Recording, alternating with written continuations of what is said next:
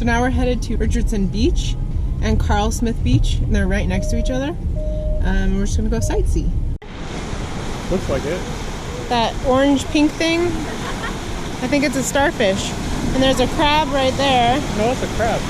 Oh, that's a crab? Yeah. A red crab? Or pink crab? Wow. So, oh, it's so bright. We are at Richardson Beach, and it's another black sand beach, which I didn't realize. It looks very nice. There's swimmers out here. No snorkelers right now. I think you can snorkel here. It looks a little bit rough for that. There's people out in tubes and floaties. It's pretty. Look at that over there. Yeah. I hadn't even looked over there yet. That's flat. Huh? That's flat. Yeah.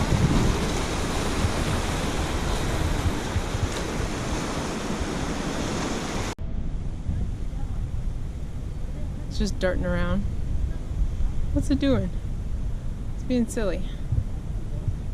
You see all the fish in there?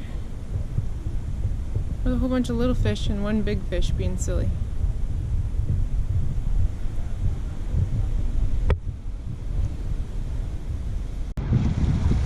This would be a really cool place to snorkel. Look, you can go through this channel here that goes around over there, and there's another one over here. That goes to that one. Yeah, there's a pool back there that it goes to, and that backdrop though. Yeah, I like this beach. Look at the mongoose. Oh, I was too slow. Here, looking at me. Nope. Oh, it's walking up to the building. Oh, up to the building. Oh, it was so cute. They're very shy. Richardson Park was really great. You can tell it's very popular. I would love to spend more time there. We plan to go check out Carl Smith Beach as well, but we do not have time. We are way behind schedule. But it's like just a little bit down the road. We've driven past it. And anything along this area here, all these beaches, there's like 4 or 5 or more. They're all really pretty and nice. I would say Richardson looks like it has more sandy spots, but still not very many. It's a lot of rocks. And we're gonna go get gas and then go to the caves and then go up the mountain. So while we're stuck in traffic, Austin turned on this podcast. What's it called? Annual Pass. Annual Pass. And it's a Rooster Teeth guy who talks about theme parks, basically. And Austin turned it on and was like, I'm so excited to go to Disneyland. I was like, oh my word, me too. Because we go in the beginning of December. But what's also really cool that I was thinking about earlier is that we're, in the second half of our trip. There's only a few more days left. We have Thursday, which is today, and then we have tomorrow and Saturday, and then we come back Sunday. So we're in the end third of our trip, sadly. But when we get home, it's less than 3 weeks until we go on our next trip. And our next trip is going to be to Tennessee. And we're going to Nashville, Pigeon Forge, and it's in Pigeon Forge, Dollywood. I'm so excited. And then Memphis. So we're kind of going all over the state. And we're driving too. So we're driving from Nashville to Pigeon Forge, which is like 3.5 hours or so. Then all the way from Pigeon Forge to Memphis, which is 7 hours. So we're going to see the whole place. Not obviously not the whole place, but a lot of the place. And that makes the end of this trip a little less bitter and a little bit more sweet, but still, I mean, we're not there yet. I still have a few more days, but yeah, I'll be sad when this trip is over. Yeah, me too. But how about Dollywood? I know you're excited for Disneyland, but Dollywood is in only like 3 weeks. That is exciting. I don't know what to expect from there, so that's why Because you've been to Disneyland. Yeah, like I know what I'm gonna be seeing and stuff. But isn't new stuff exciting? Yeah, it is. Yeah. And we are just on our way to get gas. We'll be there at 3:45, and then still have to drive to the cave. So it's gonna be 4 before we but we also don't think that we're going to drive all the way up to the actual summit of the mountain. So that gives us, we're just going to go to the visitor center. So that gives us, more time. Because if you drive all the way to the summit, you have to go up to the visitor center and then stay there for at least 30 minutes. Better if you do an hour to acclimate to the high altitude, basically, so that you don't get altitude sickness. Is it kind of like backwards bends? Yeah. That, like, divers have to... Yeah, and actually the website says, because you can go on the Mauna Kea website, observatory website, and it talks about going up to the summit, and it says that if you've been diving, down in the ocean in the last 24 hours, just don't even try to go up to the summit. It's just not safe. I'm really excited for the caves. We like caves. I don't know if you can tell. We go to caves all the time. We made it to the caves. There's restrooms here. That's nice. But it says no walkway, no lights, and sharp, loose rocks. Oh, flashlights to borrow for donation. That's cool. And insect repellent. Oh, nice. I read that there's bugs at the entrance, but not in the cave, so. Alright, let's get going. Oh my gosh, look at this. Look at how steep those steps are. You can just hear it dripping in there. This is spooky. It's so shiny. I'm not sure what that is. Some sort of mineral, probably.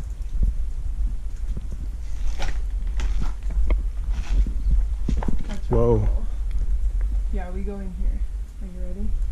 Oh, is that where we're going? Yep. I don't think people know. I think they come up to this and they think it's the end. But from what I read, this is not the end. Is this how we die? This is, look, it just goes that way. You see that? Mm-hmm. Isn't that so wild? Ooh.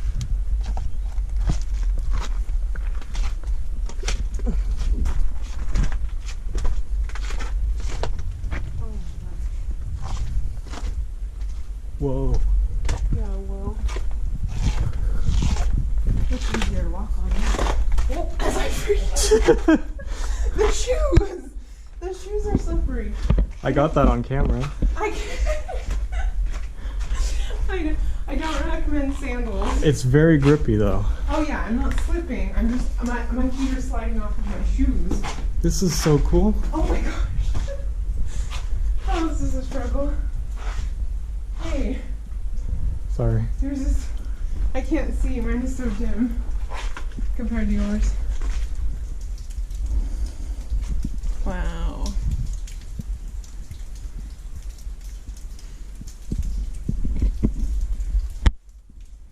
I'm gonna set off my light.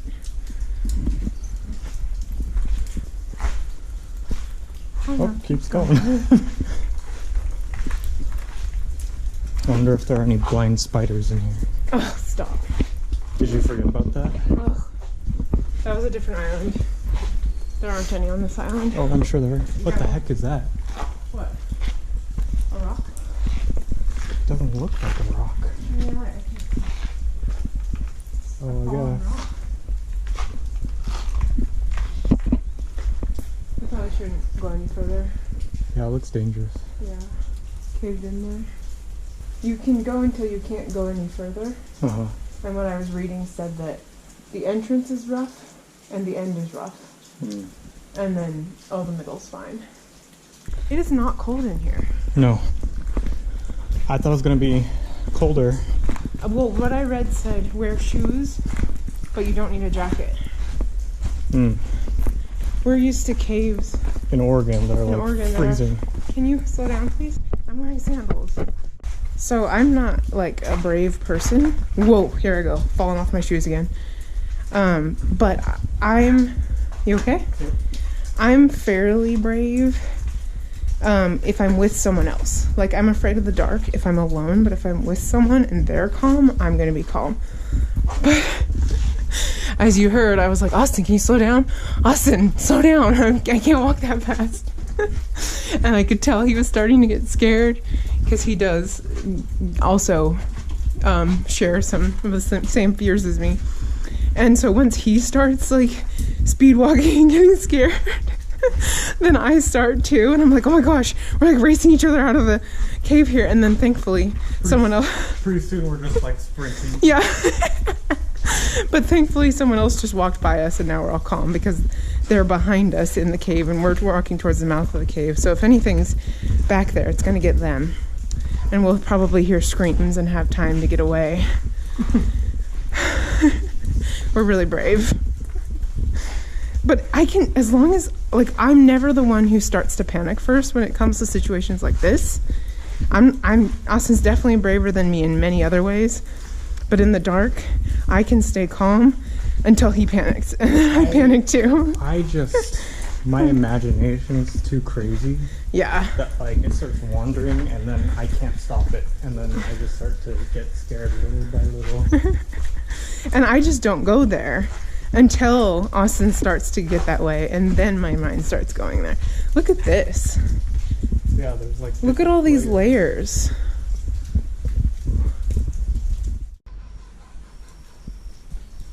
Did you get that on video? Yeah. I thought it was a baby crying at first. No. It started that'd be a like, demonic baby. And then it started going. Chicken. Oh, that was a chicken? I think so. Oh. So we're now in the right side cave. When you come down the steps, you can go left or right. And we went left first, and that one's shorter and smooth. That's really cool flow. Anyway, this side is like a 1.5 miles or so out and back. I don't know. It's definitely longer, so we won't do the whole thing. You see that over there? Here, let me try to get over there. It says, turn back, and somebody's like drugged their hands in the... So is that sulfur? Probably. I think I scratched my ankle. Oh, I did. Oh. Look at that. Not bad. If that's the worst wound I get, I will have done well. All right. So, what time is it? Do you have your phone? Yeah. It is now 4:44. 4:44. So, we spent only about half an hour here. And I am hot, tired, sticky. This is not like any cave I've been in before. Ooh, look at that sun coming through over there. Wow. Back up this super steep stairway. So thoughts on the cave? It's really cool. Like, I enjoyed that. I definitely enjoyed it. I got enough of it because I came out just sweaty. I you know, patted my face off with a napkin because I was really sweaty. Caves are cool where we're from, so it's definitely, when I say it's a different experience, that's the main thing I mean. So now we're driving up to the visitor center. Our ears are popping already. We're going up to 9,200 feet. And it's gonna take about 30 minutes to get the rest of the way up. We'll see you up there. Yeah, it is. It's a pretty fast climb. We're going Saddle Road up right now. It's above the clouds. You can see the observatory up there. So we turned off of Saddle Road and we're now on Mauna Kea Access Road. And we're only 5.5 miles from the visitor center now. Do you see that we're about to go through the clouds? Yeah, Like, there's clouds right there. And we're about to go through them. What? So it's 53 degrees outside now. We still have 4 miles to go, but we did it. We are in a cloud. And you can watch it. I don't want to open the door because it's going to be cold and windy. But you can watch the cloud flowing by. That's amazing. Yeah. What are your thoughts? It's really cool. We made it to the visitor center. I am cold. I'm shivering. It's pretty cold up here. It's not that cold. It's 60, which, like, I don't know, but I'm in a dress and open-toed shoes, and yeah, so anyway, we're here, 9,200 feet, and we made it above the clouds. I'll show you. I'm turning it around over here. See clouds that were above. I don't know what these buildings are. We think it's houses. Maybe people live here or, you know, stay here when they're at the research facility, observatory. So we're gonna go see what we can see. I got some brochures. High up. This talks about being safe and how you need to, how these are the symptoms of altitude sickness. And you need to not come if you're under 13, pregnant, intoxicated, have been scuba diving, or have high blood pressure, heart or respiratory condition. We're at 9,200 feet here. Up at the summit. What are they doing? Oh, shifting into... oh, they have to check and make sure you have a four-wheel drive car over there. Mm.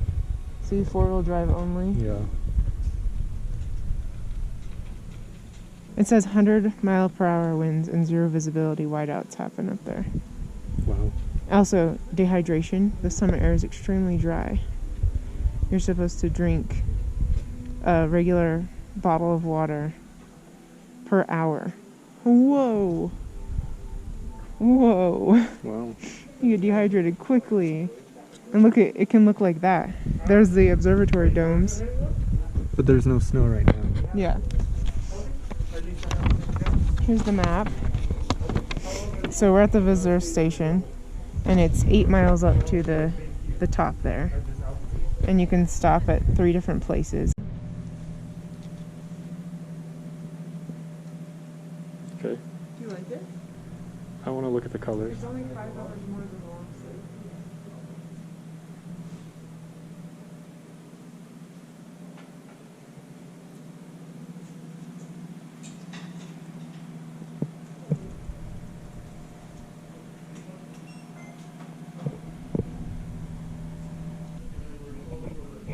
So you come up here, right? I don't know which way you come up. There's probably just a lot of ways. But there's a lot. I didn't realize how many there were. Trek 1, Trek 2, I only know Subaru. about those 3. Well, main that's the ones. 3 that you can see, right? Yeah. But then there's Gemini. We're above the clouds.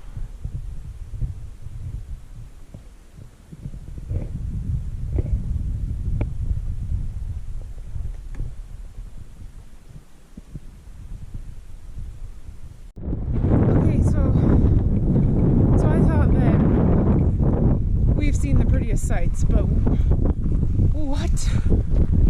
You can't even, like, barely see it. It's a GoPro. Oh, really? Yeah. Look at that. It's just skywalk. Hopefully you can hear me as I'm trying to catch my breath. There's some wind. But in the gift shop down there, they said that it's actually better to see the stars from the visitor center here than up at the summit because the oxygen is 40% less up at the summit. I can't breathe. And your vision is oxygen. And so with that much less oxygen, your eyes actually get blurry and you can't see the stars as well. So I thought that was really interesting. I don't know if you can see those lights right there. That's the visitor center. And we just drove and parked right there and then hiked all the way up to here. And look at this.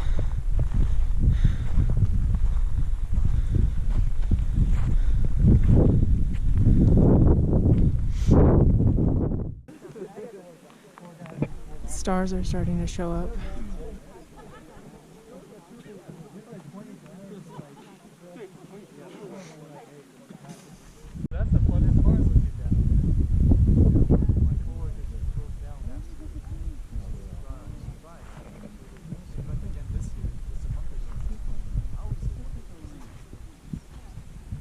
So you turn over here, away from the sun, and it's just darkness.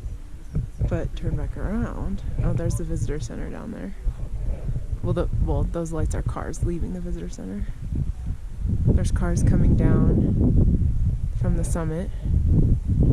They make you leave the summit shortly after sunset, so you can't actually stay up there to view the stars anyway. The last light of day. And the stars are coming out. Oh wow. There's the last light there. We can see it with our eyes much better than the camera can see it. Like it still looks fairly light out. when you're just looking over there at the light. But yeah, you can see that last little bit of light there. To see the Milky Way. You can see the Milky Way? Oh yeah, look at it. Obviously the GoPro can't see it, but the Milky Way is running diagonal right over our heads. There are so many stars. I wish you could see us. I wonder if there's enough light. Probably not. No. But we're here on a rock, huddled together for warmth, being cute, talking about how amazing this trip is. It's just every day you think we do something and we're like, okay, that's as pretty as it's gonna get. That's the most amazing thing we're gonna see. And then something else is just as amazing or more amazing, and it blows your mind. Today has been a great day. So I know you can't see anything at all, but we're sitting in the car looking through the windshield because the car's tipped up just a little bit because we're parked on a hill, and it's just absolutely stunning. This Milky Way is running right straight over us like a racing stripe over us, and I'm just having the time of my life. I have never done anything as cool as the things I've done on this trip. We made it back to our room and I wanted to show the souvenirs we got. So this is a little magnet and this is a sticker and it's the same design obviously. And then this, let me have Austin hold this. We got this hoodie that says, it's the same design. Mauna Kea Observatories, Hawaii. Isn't that so cool? Turned around for me. You're such a good model.